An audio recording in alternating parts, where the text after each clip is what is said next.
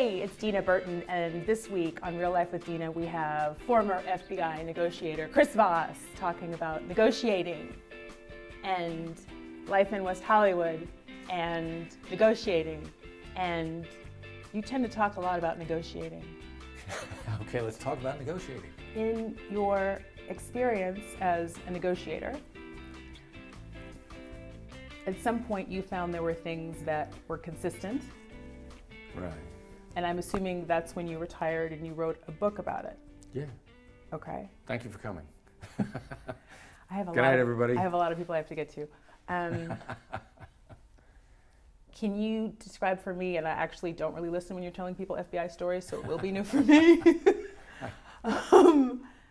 some of the really big points that happened for you that you were like, highlights? Yeah, well, I wasn't qualified to become a negotiator, so to get qualified, I volunteered on a suicide hotline.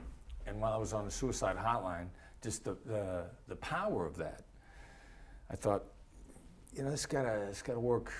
Why just restrict this sort of understanding and listening to people that are on the line? So I thought, let me try and see if it works in regular life. And that was back in 1992. And from that point in time, I always wanted to try to help people and touch people by using that because it seemed to make such a difference in people's lives. Why did they make you go to a suicide hotline? Because I was uniquely unqualified to become a negotiator. I had.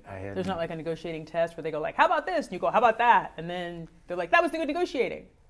So, well, no, what they do is I went to the person who was in charge of the hostage negotiation team in New York City for the FBI was a woman named Amy Bondero. Okay.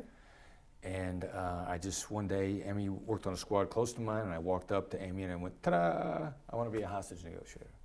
She kind of looked down her nose at me and was like, really? Any qualifications? No. You were a police officer, I know that. Were you a negotiator as a police officer? No. Do you have any degrees in psychology? Do you have any experience, psychology, therapy, anything like that? Anything at all related whatsoever to this? Well, no. And she was like, go away. Stop bothering me. Everybody wants to be a hostage negotiator. Everybody thinks it's cool. You have no qualifications. Go away.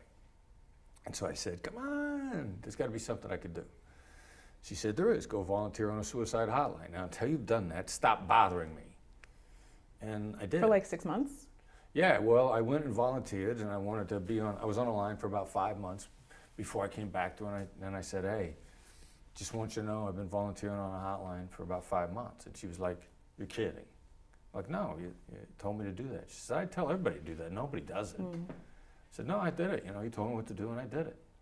And it happened to be the same hotline that she had volunteered on, and we knew a lot of the same people because of it. And she was like, you're next in line for the next slot because of that. And then she also looked out for me in one way or another for the rest of my career. She helped me whenever she could. She, if there was ever a problem, she was supportive. She was great. And it was just because I asked her advice and then followed it, which people don't do.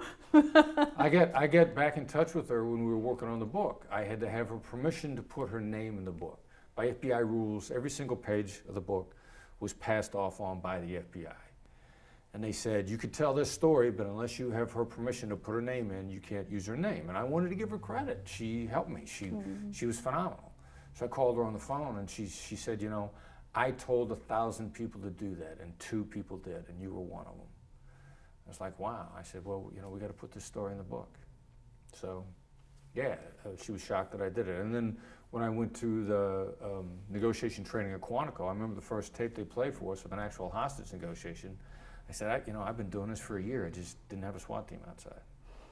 So it was the same thing. And then to draw an analogy with the profilers started what they are doing by saying that crime is just human behavior. It's not any different, it's just human behavior. And homicide is the most intense form of crime. So if we study behavior around homicide, it will give us insight into all human behavior, all other types of crime, all human behavior, which turned out to be the case. So hostage negotiation is just emotions with more intensity, but it's the same thing that people do each and every day. The exact same dynamics. The intensity is turned up or turned down, but the principles are all the same.